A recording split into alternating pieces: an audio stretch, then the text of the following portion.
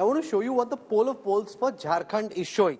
And this will give you a sense of where the different polls lie. Remember, Yashwant is with us, and in that C voter data, he's got 20 seats too close to call. You don't see them here, but if you take those 20 away, he's projecting 34 for the NDA and 26 for the India Alliance. Matriz is projecting 42 to 47 for the NDA, 25 to 30 for the India Alliance. People's Pulse is projecting 45 to 40, 44 to 40, 53 for the NDA, 25 to 37 for the India Alliance. Bhaskar projects 37 to 40 for NDA, 36 to 39. So dead heat. Bhaskar is calling a dead heat in Jharkhand. So with both parties, both alliances roughly near the same tally. P. Mark is predicting 37 to 47 for the India Alliance and 31 to 40 for the NDA. So you've got two outliers. You got one calling this for the India Alliance, saying they'll come very close to winning. The P. Mark. Huh? Yeah, but it's like, you know, putting it at the no, sort of 47 tak bolte na, 41. Oh, sorry, 47. Yeah, so at the top end. So basically 37 also takes 42, you through. Yeah. 41 is what you need. 47 takes you through fully. So you got one, Bhaskar saying it's a dead heat. P. Mark saying India Alliance has the advantage. The others basically saying it's advantage NDA. Yashwant Deshmukh, how confident are you about the Jharkhand numbers? I've seen varying analysis from a sweep for the NDA to a sweep for the India Alliance. How come? Pollsters go out into the same population, and people ask this question often, speak to supposedly voters in that same state and come back with such different pictures. Well, if you go out and you talk, you should be able to tell the vote share at least and get the vote share correct. So any exit poll exercise which is only giving you a seat share, ideally you should put it in the trash can. Anybody who is not giving you a vote share analysis is something which is just plain wrong. I don't trust that number one. Number two, it's a vote share thing and many questions which tell you what exactly is happening. And in Jharkhand, as we have said, that the Adivasi areas, the tribal votes have struck with Hemant Soren. The Sadan vote have struck with the urban voters have struck with the NDA.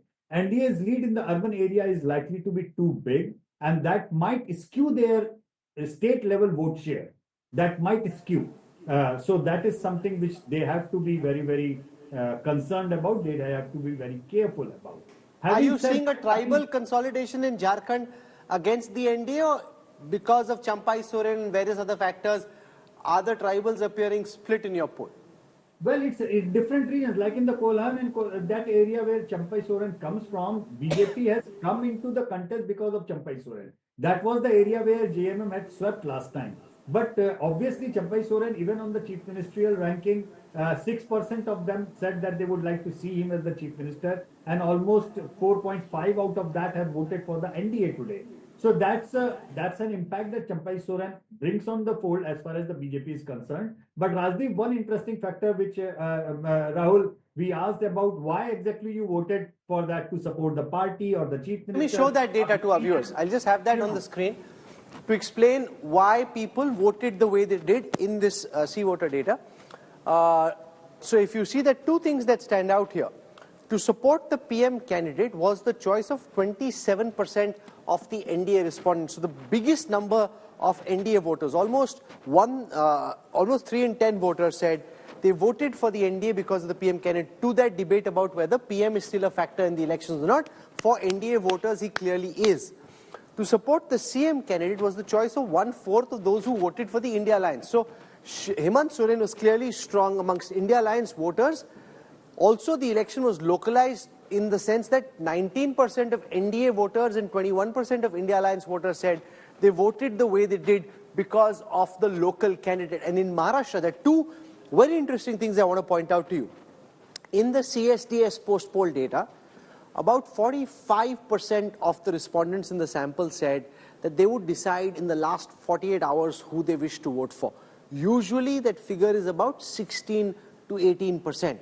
Usually, just hear this again, 16 to 18% of the voters say they decide right at the end who they wish to vote for. According to Sanjay Kumar and the CSDS data at Lokniti, 45%, Rajdeep, of the voters in his sample said they would decide in the last 48 hours. So, which is also why this is such a pollster's nightmare, Maharashtra? You know, Maharashtra is a pollster's nightmare for a while. Jharkhand also is, by the way. You know, Jharkhand is no easy state as well. You know, the tribal, non-tribal divide, and we've seen what happened. So can we just classify polling as a hazardous job? Absolutely, Rahul. It is becoming more and more hazardous because particularly state elections, by and large, are becoming hyper-localized. Unless you have the odd anti-incumbency wave election, but you're finding them more, you know, you're finding fewer and fewer of them. So, Maharashtra, I maintain, even vote share may not give you an indication of the final numbers, because where is that vote share coming from? Traditionally, BJP does very well and wins well big in Maharashtra in urban areas.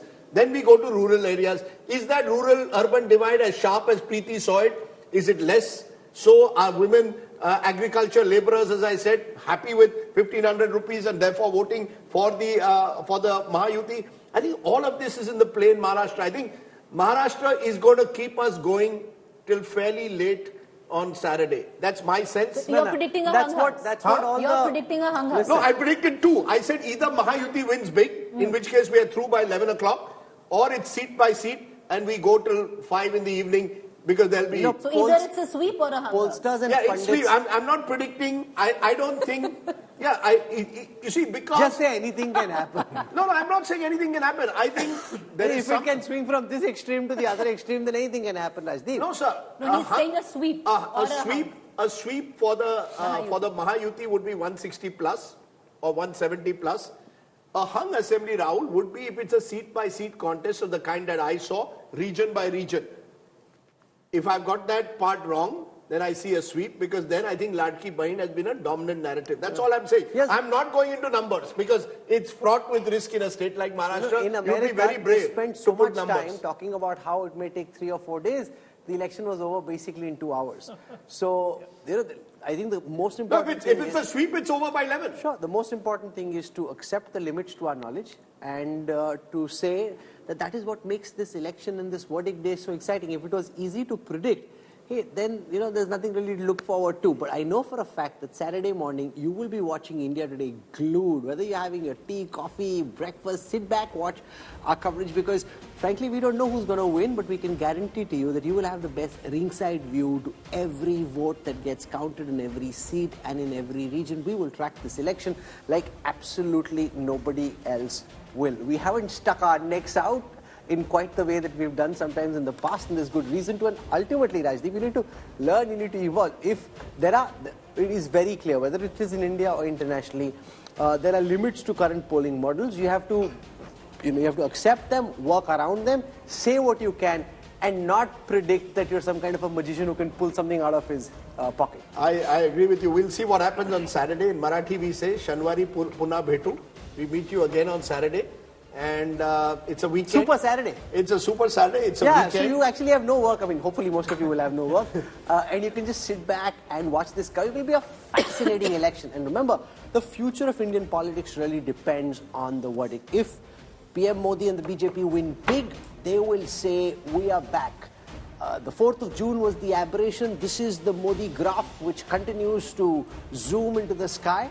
If, however, the Maha Vikas Aghadi wins, then the narrative that will be spun in the studio and elsewhere would be the opposite, that actually the Modi graph is coming down and that the 8th of October, Haryana, was the aberration. So which is the aberration, which is the reality? A lot really will be known on the 23rd of November. It will be Revdi win or it will be the Maratha card win. Okay, we leave it at that. There's lots to look forward to. Remember, this has been a year of surprises. Who knows what the final surprise we have for all of you or for all of us on Saturday. Look forward to your company. Thank you all very much for joining us.